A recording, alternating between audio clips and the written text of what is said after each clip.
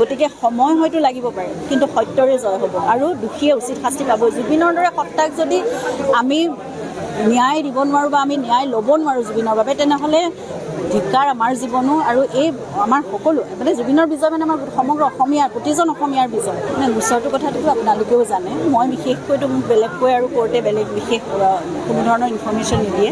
আপোনালোকে সকলোৱে জানে যে এতিয়া জামিন বিচাৰি কেইবাজনো অভিযুক্ত সুপ্ৰিম কোৰ্টলৈকে পাইছেগৈ আৰু মানে জামিন বিচাৰি আছে ইজনৰ পিছত সিজন। যেতিয়া ফাৰ্ষ্ট ট্ৰেকত নাপালে হাইকোৰ্টলৈ গৈছে, তাৰপিছত সুপ্ৰিম কোৰ্টলৈ গৈছে। তাৰপিছত এই গোটেই যিটো আইনী প্ৰক্ৰিয়াটো বা যিটো বিচাৰ প্ৰক্ৰিয়াটো সেইটো বাহিৰলৈ ট্ৰেন্সফাৰ কৰিবলৈ এতিয়া চেষ্টা কৰিছে।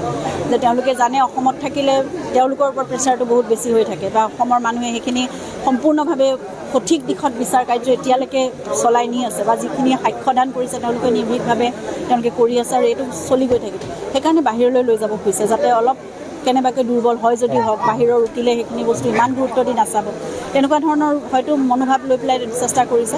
কিন্তু মই ভাবোঁ কোনো শক্তিয়ে একো ধৰণেৰে যেতিয়া অসমৰ 3 কোটি জনতাই প্ৰাৰ্থনা কৰি আছে, মন অন্তৰেৰে বিচাৰি আছে আৰু সত্যটো সেই ভগৱানেও মানে ছাপোৰ্ট কৰিব। ভগৱানৰ ছাপোৰ্টটো সদায় কাৰ লগত? সত্যৰ লগতেই থাকিব, শুদ্ধৰ লগতে থাকিব।